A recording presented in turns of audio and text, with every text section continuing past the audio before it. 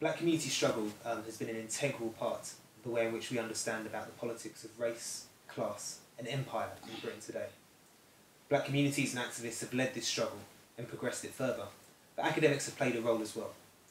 Today I'm joined by Robbie Shillingham from Queen Mary's University, University of London, and he lectures in the Department for Politics and International Relations. I'm also joined by Stafford Scott, who's the Race Advocacy Officer here at the Monitoring Group in Central London and Coordinator of Tottenham Rights. Thanks for joining us both today. Stafford, if I can start with you. In 2013 you brought Dr. Joy DeGroy from the US over to Tottenham in North London to run an all-day workshop with the people in the local area, in London more generally. Why Dr. Joy DeGroy and why Tottenham? Well, it's relatively simple, to be quite honest. Why Tottenham? I'll do it in reverse. Why Tottenham? Because in the year prior to that, or in 2011, parts of Tottenham burned as a result of the shooting of a young black male called Mark Duggan. It hit the headlines. We know that as a result of some of us going to the local police station, what is commonly known as rioting broke out and then spread across the country. And then we saw the media and the government's reactions to those riots. And it really was to dismiss the youths as wanton, feral criminals who were just looking to make money out of someone's death. It was just dismissed as being an opportunity for people's materialistic natures to come out. So what I wanted to do was to put a total different perspective to it, to show that there was a historical perspective to it. And I think what I wanted to do was to look at why it broke out, why rioting broke out, because I was there, and I don't believe that what happened on that day was simply about Mark Duggan's killing and the way his family was treated. I believe that there was a history to it, a context to it, and that this was the straw. It was the straw that broke the camel's back, but there was a history to it that people chose not to look at. So we had different events. One event was about the uprising that took place on Broadwell Farm, the killing of Cynthia Jarrett, the killing of Joy Gardner, Roger Sylvester, and Mark Duggan. So the 4 people who died in Tottenham. So that was helping the community to look at recent trauma, recent traumatic events. Bringing Joy over was about helping the community to look at historic events that caused us great trauma. As Stafford's already said, a lot of Dr. DeGroy's work is not only based on kind of scholarship in the traditional sense, but also research that she's learned from participating in the struggles that black communities face in the US. Do you see similar stuff happening in Britain, whether historically or today? I think historically there certainly was. 60s and 70s, I think you could see that kind of thing happening, right? I think today it's far less the case, and that's to do with a lot of kind of quite significant transformations in British society and also in academia, right? I think on a broader platform, a broader institutional basis, there's nothing, right? And part of that is to do with the fact that in Britain there is no black studies, right?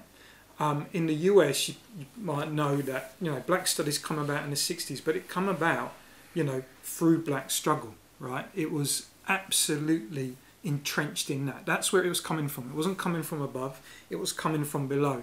Some of the key kind of actions, as say the Black Panthers, were on campuses. But black studies come out of that kind of violent kind of trauma, as Stafford is saying, and resistance against the the legacies and the remaking of all that kind of racism in the US, right? That's where black studies come out, and it didn't change the world, but it did do one thing, which is to say that institutionally there would be a space in academia for black studies. In the UK, there's this idea, a very strong idea, that the empire was here, this was Britain, that's the colonies, all the bad stuff happens over there, right? So you had, like in the UK, right up until 1807, you had people saying slavery can't happen in England. you know, it's over there, it's something else, right? And that then brings to bear on the whole intellectual culture of Britain, especially in academia, which is that, well, there's Britain, and Britain's the island, and then there's empire, and that's something separate, right? It's something separate. You can say it in a good way. You can have a nice little narrative. Well, you know, at one point we did bring the railways to these people and that people, right? But intellectually, it's seen that British academia, or more likely English academia, to be honest, right, is just a white thing. And there's nothing wrong with that. That is how it is. And then, of course, all these other people, well, they come over later, right? And so they're not really, you know, English or British in terms of, you know, in terms of like how African Americans are, right? So there's actually a more entrenched kind of racism and segregation in the British Academy to do with it being the centre of empire. And that's why, up until now, there has not been an institutional setting wherein we could cultivate people like Joy de Groy. Stafford, Dr. Joy de Groy's work has a specific focus on our young people, which you've kind of touched upon a little bit already. Can you talk a little bit about how she seeks to unpack the issues that young people face in Britain today? Well, I don't know if she's got a specific emphasis on our young, but our young are the next generation. If we're talking about post-traumatic slave syndrome, one of the key things Joy says is the poisons in the cookies. And that means that there's some behaviours that we have that are born from having post-traumatic slave syndrome. And those behaviours are played out in our communities. And sometimes, right, others learn from them, so they become learned broken behaviour that kind of becomes part of the subculture. And I think that much of what Joy wants to do is to identify those behaviours and isolate those behaviours, because we don't want to put them into the diet and feed them to the next generation. And I think because she's done so much work around youths and young people who are in the prison system, then again she's got that respect scale that she's developed. So again, she has a focus on how you can work with these young people to stop them from going back into the system. But ultimately her message is about what's happened to all community, and it's just that we're feeding it to our young, and we need to stop our young from behaving in the way that we've behaved previously, or from learning from our behaviour and actually thinking that's natural behaviour. So she talks about, one of the key things I think she identifies is going back to the axiology, and these are all, even though it's a small word, it's a big word for me, the axiology of the different races, even though we can't call them different races, but of black people, white people, African people and European people. And she speaks about the Europeans being member to object. That means that the goal, the objective, the thing is the key thing for the European, whereas with the African it's member to member. And that means that issues like how you treat me, how you relate to me, become of major significance. And that brings us to have an understanding as to why the notion and the idea of respect becomes so pivotal to young people, and how young people, when they feel disrespected, will then go to some great lengths to address and redress that disrespect. And some of the key things I think that she was saying that young people need to be asking themselves in nearly every situation is, are they being tolerated or are they accepted?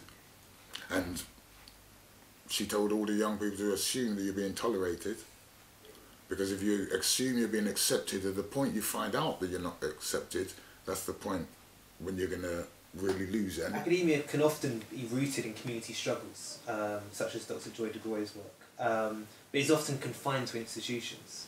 What do you think can be done about this? I think the first thing is to, and it actually comes on from something that Stafford was just saying. The first thing is to confront and deal with this this confusion. Well, actually, it's not confusion; it's a strategy which has been happening in academia since probably the early 90s, which is that the older idea of justice, social justice, right, linked to equalities, diversity, all that, has been kind of stripped away. And what you've got now is a diversity agenda which is based on internationalisation, right? Internationalisation strategies. So all universities now wanting to compete in the global marketplace, etc., right? Now, what's happened then is that the idea, and in fact this was an idea which was at least partially presented in the Robbins report, which was the big report in the 1960s which inaugurated the kind of expansion of higher education, right? And in that report, one of the things Robbins says is that universities have to actually address equality by linking themselves to the communities that they serve, right? Now that's one of the principles in it. Now what's happened with the internationalisation agenda is that rather than attending to the communities which the university serves, universities, sometimes not wanting to but having to because of money things and budgets and all that, have just leapfrogged over the communities which surround them to go onto the international market. So now you'll find a lot of universities embracing the fact that they've got higher diversity rates, more black faces, more brown faces at university, and that this is a good thing. But most of that growth is coming from overseas, right? Now those people might or might not be privileged in the place where they're from. Often they're fairly privileged, right? But that's not really the point. The point is that it's actually a deferral of engaging with the communities which the universities serve, are supposed to serve, right? So until we address that issue, right, then all the incentives, all the strictures, all the kind of, the impulses which are put on you as an academic, they're all kind of about just leapfrogging over the communities that you serve, right? And so I think that's probably the biggest issue. I guess Dr. Joy DeGroy challenges in many ways the way in which knowledge is produced by Europeans predominantly, and how this has happened over history. How do you think her work kind of can be translated into a UK context and for the African Caribbean experience? Do you think there are kind of differences between the African American and African Caribbean experience? Absolutely, and again, she alluded to them, and that's something that we very seldom hear about. I mean, she gave some really amazing statistics. So, for the 13 states in America that were slave states, they brought over 500,000 slaves.